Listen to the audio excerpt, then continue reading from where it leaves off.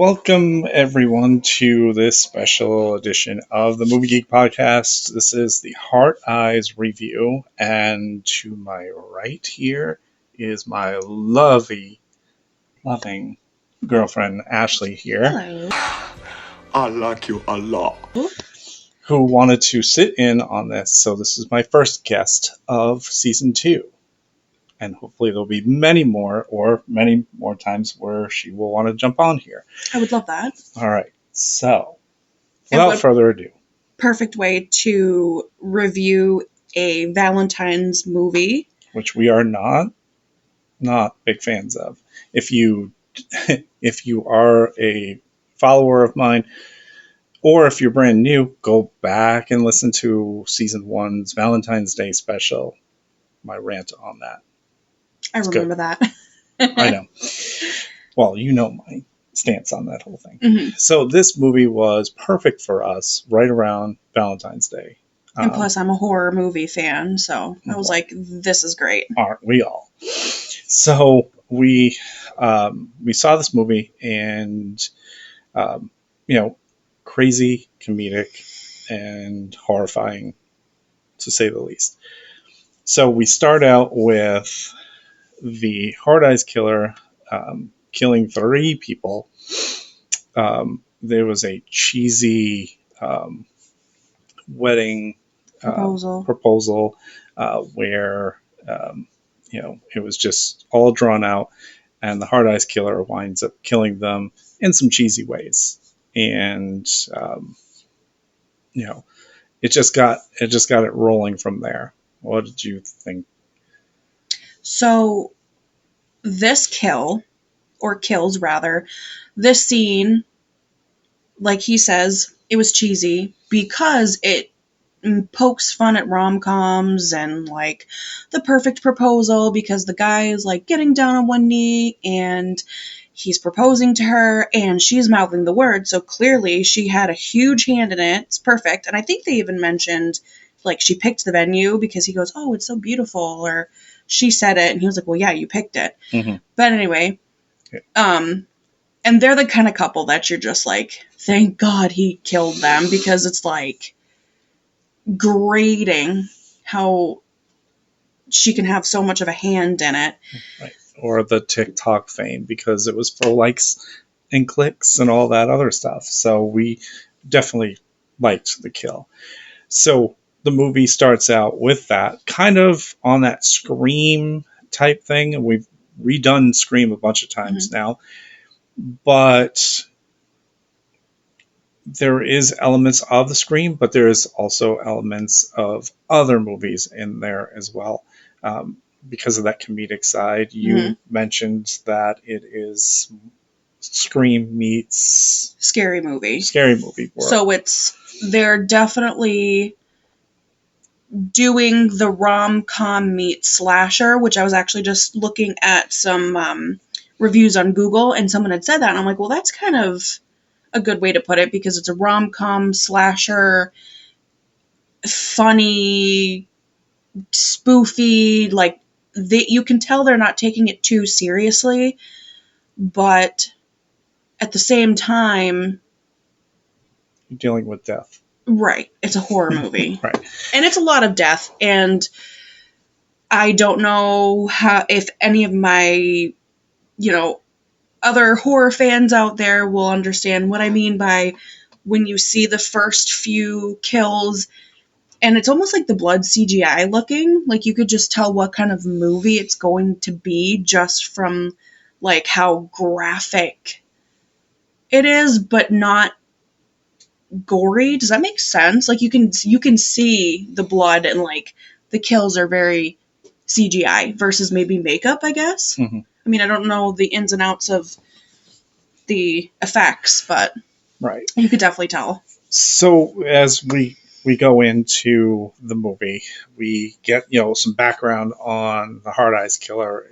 He's out there killing couples that are in love. So you're thinking already, like, okay, this guy's got some kind of vendetta against love or whatever. But as we get along, you'll understand that it's really not. It's completely not what you think. So, Which I have thoughts on that as well. okay. So, so we meet Allie, played by Olivia Holt, who is a marketing agent who just had the absolute worst campaign in the history of campaigns for her company, and it was basically "Till Death Do Us Part." She is a hopeless romantic, but also has been a jolted lover who just does not believe in love. Kind of like I was when we first met.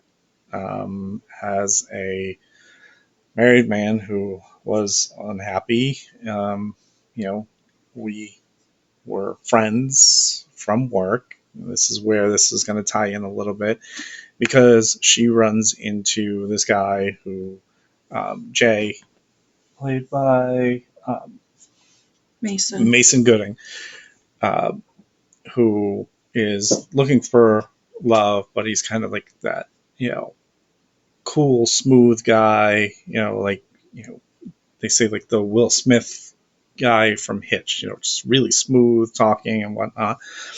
So, well, first they meet in a coffee shop by accident. right. That's kind of where I feel like it's goofy because it's definitely rom-com-esque because they meet in this coffee shop, the barista calls out an order, and they both reached for it. Have it, yeah. And they're like, oh my god, like, we have the same exact coffee order. And somebody goes, that's a really common coffee order. Mm-hmm. So it's like fated soulmates or whatever, but then is it really because it's a common coffee order? And then lo and behold, Jay is part of the ad agency that's going to save her failing ad from her getting fired, basically. So he wants to have a little sit down with her, having dinner. So, her best friend, the wild best friend, because you always got to have one of those slutty wild best friends who just was like, oh, well, he wants to date you or whatever. It's fate and whatever. So she's like, it's not a date. And then she takes her on a shopping spree to find the right dress. And she picks out a dress. The friend doesn't like it, but she winds up buying it anyway. So now they meet at dinner. They have a really awkward kind of conversation about love and what their feelings are on love. And that kind of ends it. So he kind of knows that, okay, she's not going to be able to really change her approach on this. And I need to leave. I find her kind of interesting, but at the same time, I know I'm not going to get to change her philosophy on this, so I might have to do the campaign myself. Mm-hmm. So they walk out of the place, and lo and behold, she winds up running into her ex, who obviously she's still, head over heels for, but he found a woman. He's moved on. Yep, very quickly. And I wouldn't say she was head over heels. Well, she was a little stalkerish, though. She was always looking at his.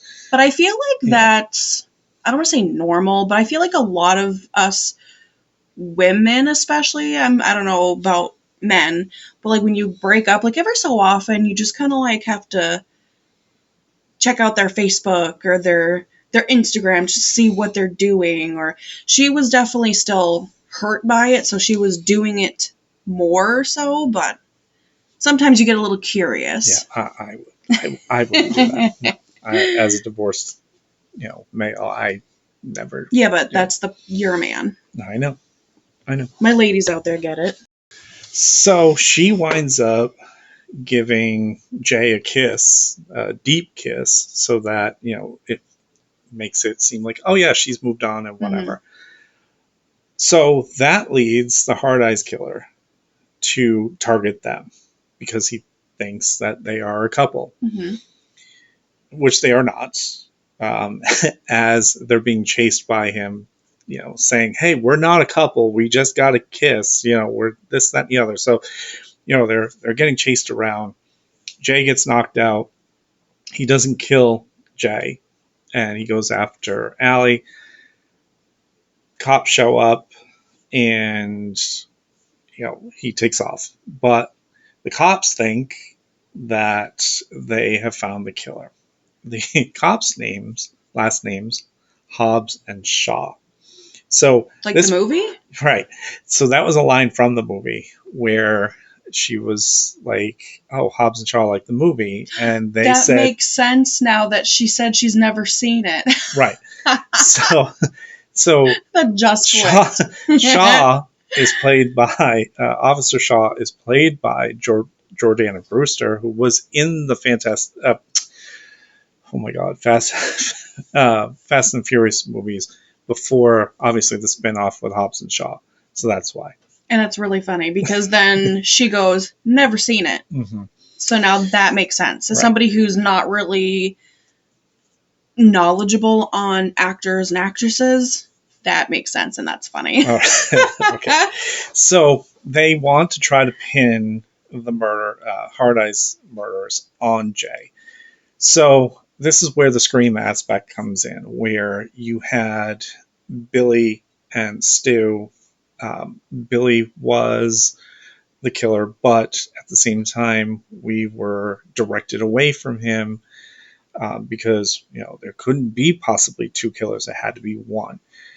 So this movie is trying to do the opposite, where it's like, no, he's the second guy. There's got to be a second guy because he didn't kill Jay when he had the chance. So it had to be two different killers. Who's the killer? Whatever. So the interrogation is going on, and of course the Hard Eyes killer shows up, starts killing everyone. Shaw disappears. We assume she is dead because we do not see her body anywhere. But we find Hobbs in the hallway where Allie finds a gun. So now the Hard Eyes killer goes after Jay.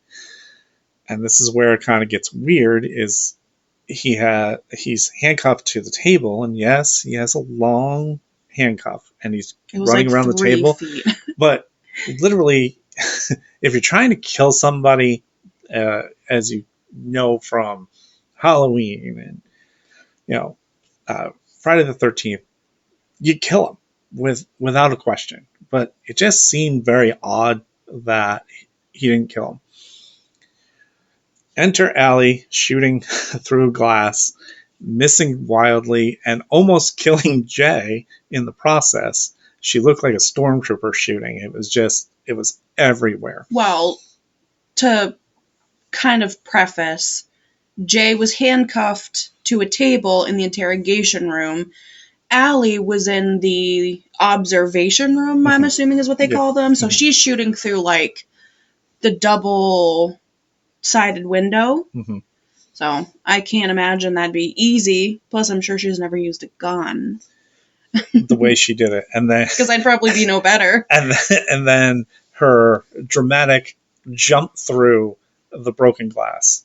That's where I feel like some of those like little spoofy moments, little like silly. It's rom-com thriller. I think is a really good, just all-encompassing. Right. And the way they're poking fun at all these, horror, the Valentine's romance movies, mm-hmm. Through, whether it be lines that they're throwing out or references from these movies. So they get out of the police station where all the police officers are pretty much dead. So now they wind up going to public place, and lo and behold, it is a drive-in theater that's playing a romance movie. Because what better way to celebrate Valentine's Day than going to a drive-in to see a romance movie? But bring the killer right to, as they said, a smorgasbord of love. And again, now you have the Hard Eyes killer looking for these guys. Mm-hmm. And as he goes through, he's looking around and, not seeing, the couple, doing whatever. So they wind up in this van. Oh, God. And lo and behold, there are two wild, sex crazed people in the back of the van. So they're having sex while Jay and Allie are talking about, Having a normal conversation. yep, just having a normal conversation. It's like This is- it's funny, but it's awkward at the same time. right. So you're just hearing it in the background. However, they start to get really loud and the van starts shaking. So you know what's coming next. And lo and behold, the Hard Eyes Killer appears, opens the back of the van, and kills both of them very quickly, I might add. So he kills very quickly in that situation, but can't kill Jay. Well, Jay's a main character. Right. But again, you're trying to give the illusion that Jay is part of, the two-person kill team. Right. So why would he kill him? Right. Exactly. So you're trying to give that Gotcha. to the audience. Mhm. So I finally, get you. they wind up actually killing the Hard Eyes Killer, Or so they think. or so they think, because the movie Hashtag continues. spoilers. Right. So we have Shaw, who's still alive, by the way, winds up taking Jay to the airport, so to speak, I guess, because she had this kind of weird love dynamic. Like she was like prepping him, like, hey, you're a single guy, blah, blah, blah. So Yeah, she you kinda almost think there's like a love connection because, like, backtracking completely to the beginning of the movie, she's single Mhm. on like a Tinder-esque type Mhm. app looking Right. for a boyfriend. Yeah. So you almost think there's like some sort of connection with them, Right. or she is attracted to him, or I don't know. And Jay's kind of a smooth guy, so she probably did. She was probably like, "Yeah, I just want to get with them." But are you guys together? Oh, okay. No, you're not. Okay. What? So, Okay. well, I mean, she offered to give him the ride to the airport. She was just being, or she could have just been trying to be friendly. or she could have been trying to get a hookup in the back of the police squad car. Maybe, I don't Okay, know. anyway.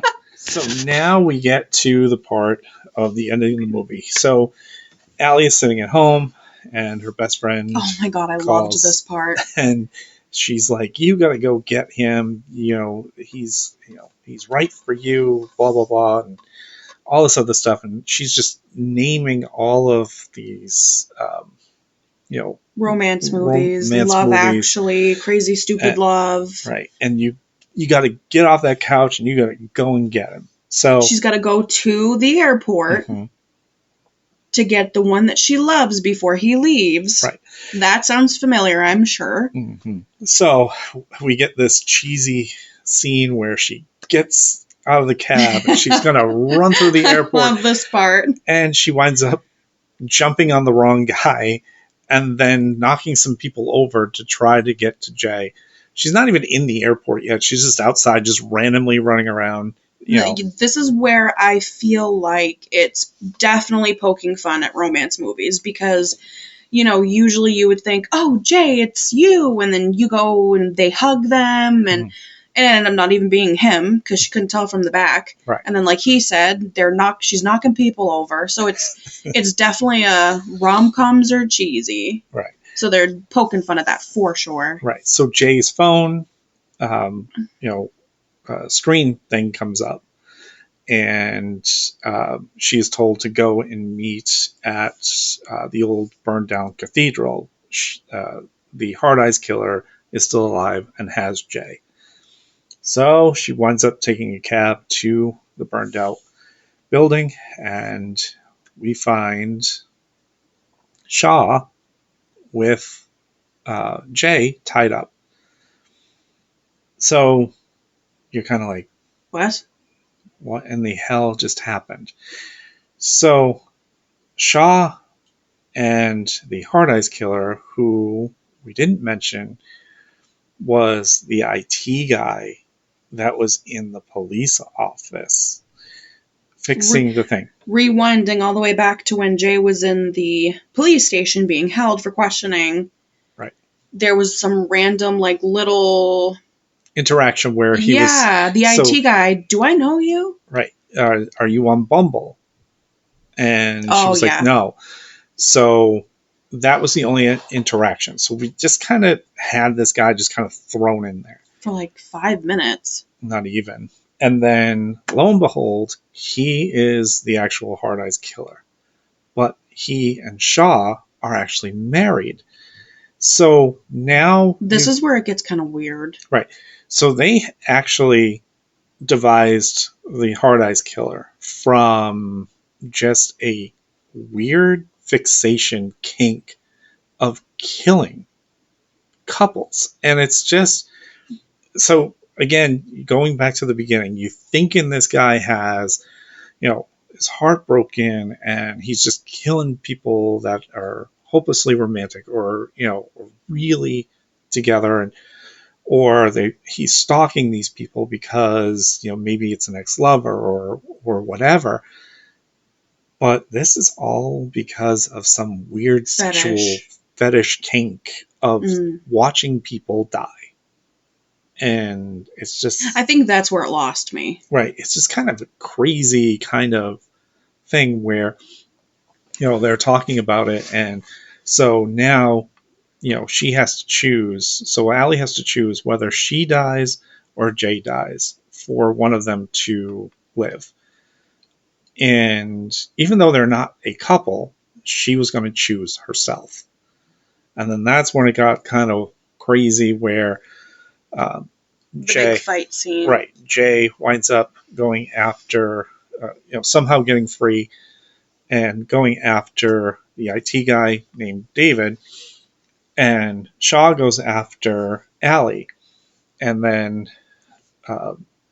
David dies at the hands of Jay through, we thought, there was a couple of times, I feel like. Yeah, we thought anyway, because he fell down and had candle wax, And he got shot in the eye.